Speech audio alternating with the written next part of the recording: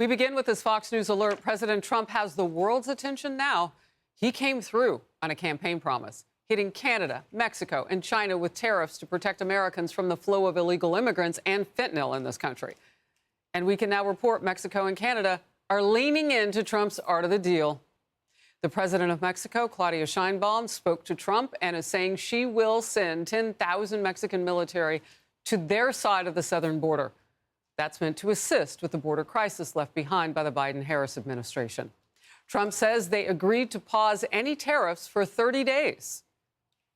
I'm Harris Faulkner. You are in the Faulkner Focus. The president also just spoke with Canadian Prime Minister Justin Trudeau, and we'll talk with him again today in a few hours. Senior White House correspondent Peter Doocy. Peter, a lot of movement today. Just in the last few minutes, Harris, we found out how much it costs to get rid of a 25% tariff for a month. The cost is 10,000 Mexican troops, and President Trump himself just went live confirming this. He's saying, I just spoke with President Claudia Sheinbaum of Mexico. It was a very friendly conversation wherein she agreed to immediately supply 10,000 Mexican soldiers on the border separating Mexico and the United States. These soldiers will be specifically designated to stop the flow of fentanyl and illegal migrants into our country. We further agreed to immediately pause the anticipated tariff for 1 month, during which we will have negotiations headed by Secretary of State Marco Rubio, Treasury Secretary Scott Bessent, and Secretary of Commerce Howard Lutnick, and high-level representatives from Mexico. I look forward to participating in those negotiations with President Sheinbaum as we attempt to achieve a deal between our two countries. And the president deployed some of his economic advisors to the shows this morning to explain that this wasn't about punishing consumers, it was about something else. President Trump was absolutely 100% clear that this is not a trade war, this is a drug war. There are perhaps 100,000 people last year that died of fentanyl, and the fentanyl is coming in across the Mexican and Canadian borders. 80, 90, 95% of Mexicans want the drug war to end, and the same is true in Canada. The only event on President Trump's schedule later today is an event at 3 p.m. celebrating the Stanley Cup win of the Florida Panthers. That's right around the time that we understand he's also supposed to talk to Prime Minister Trudeau. We will see if Trudeau is able to head off the tariffs there for a month, something that we have not heard about yet. Is he also going to talk to China's President Xi, who he is threatening with 10% tariffs as well? Harris? All right, Peter, thank you so very much. There will be, as Peter's pointing out, if something doesn't get worked out with Canada's Prime Minister Trudeau and President Trump, there will be a 10% tariff on Canadian energy imports and a 25% tariff on all other Canadian imports. And there would have been on all Mexican imports at midnight. As you know, Mexico just moments ago said 30 days, give us 30 days to work this out. I'm paraphrasing, but that's effectively what's happening. There will also be an additional 10% tariff on Chinese imports. And you just heard Peter ask, so are they going to come to the table? Well, we'll see. The day is young, and there's a lot of talking going on. Steve Hilton, Fox News contributor. Steve, people are moving, and I think you have a pretty clear-eyed idea of why.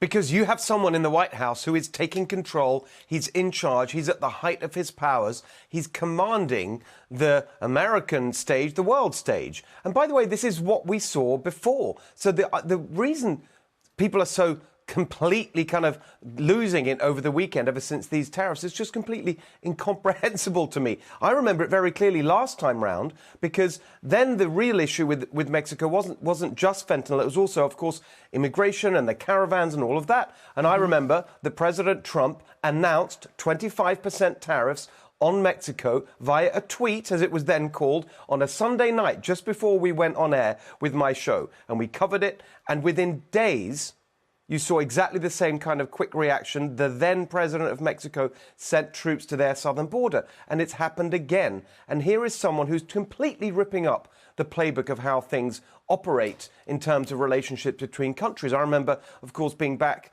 in the day I was in 10 Downing Street in the UK, and I saw how it was done, the traditional way. And governments, when there's an issue with another country, and they send their representatives, and you have diplomats, and maybe in 6 months there's some kind of summit, and then they issue working papers, and maybe in 2 years something happens. With President Trump, he's not interested in any of that. That's why people elected him, to get things done quickly, and just look at the results within just practically 24 hours in terms of the fentanyl issue, which, by the way, he understands so deeply because he understands the communities most affected by it.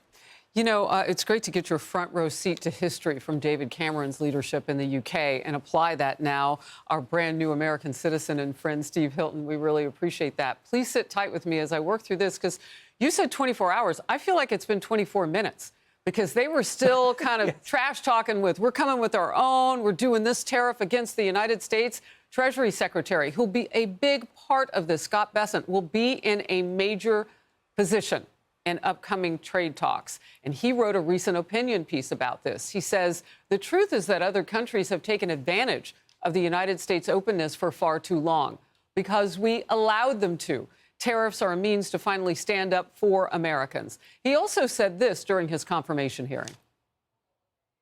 One will be for remedying unfair trade practices. Two, maybe for a more generalized tariff as a revenue raiser for the federal budget. Tariffs can be used for negotiations, whether it's for Mexico on the fentanyl crisis. So, you know, I think you and the American people should think about those three broad categories. Wow. I tell you, the ball is moving. Now, tell me what you forecast with China, if you have any thoughts on that. Well, I think you're going to see the same. And of course, it's vital because the precursor chemicals are coming from China. So you need to work on every aspect of that supply chain, as it were. And again, look back what happened last time. Is just before the COVID pandemic threw a wrench in everything. But President Trump had negotiated with China, despite all the rhetoric, oh, we're going to have third world war with China, the critics were saying. But he had a good relationship with President Xi. They knew where each other stood, and he negotiated a trade deal with China. It was many people don't remember because days later we were right in the thick of the pandemic. So I'm very confident that these two can do business with each other, and President Trump will convey to the Chinese regime that you can't keep getting away with this, and we are serious. And already, by the way, they've closed a technical loophole that has enabled for decades now the import of cheap products from China, avoiding duties and taxes. They've already done that. No one even noticed. So this new administration is deadly serious about all of this. Well, look, there's one more ground that they can hit with China, and you alluded to it a little bit with the talk about the COVID pandemic, and that is that most of the materials to make some of our medicines, particularly for diabetics and all sorts across the spectrum, some of the most expensive medicines to make and for Americans to buy, they're made in China. So, I mean, there's the pressure that they have put on us. We can alleviate for ourselves if we can do some of that in this country. And Trump is also putting out that olive branch. Cuts you down to 15% taxes if you start to do some of that stuff here in the United States. There's a lot he comes forth with. Look, real quickly, the Prime Minister of Israel, Benjamin Netanyahu, will be the first visit in the White House for his second term as President Trump. What do you make of the future and Hamas's hostage release and ceasefire deal at this point? Well, you know, this is harder. This is harder because you're not dealing with rational actors like the leaders of major countries, whether that's China or Mexico or Canada. You're dealing with a murderous death cult in the form of Hamas, and there's very little leverage that anyone there has over them, particularly in their completely weakened state. Despite that, however, the minute that you saw President Trump, he was President-elect Trump, actually, when he got involved, you saw progress in a way that you hadn't seen for over a year from Biden, who was just there in the White House doing who knows what, falling asleep half the time, doing nothing. And then President Trump actually got things moving. And so I am optimistic. I would say I'm less optimistic because it's harder. He's got less leverage than with these other countries. But I don't think there's anyone on earth that you would rather have meeting with the Israeli Prime Minister tomorrow and trying to get the second phase of this deal done than Donald Trump, because he's already shown he knows how to do it. He's already delivered hostage releases, both in the Middle East and elsewhere across the world. We saw that with Rick Grenell the other day. I mean, the scale of his kind of practical achievements, every day something is happening because he's serious and he's engaged, well prepared, a great professional team. It's absolutely astonishing to watch this new president in action. Well, I tell you, for all of the pearl clutching and hyperventilating that some were doing over the weekend about what's coming on certain goods in America, I don't think those people had on their bingo card that Mexico and Canada would lean in and perhaps come to the table. Right. But we're reporting the news as it happens. Steve Hilton, it's always great to have you in focus. Thank you.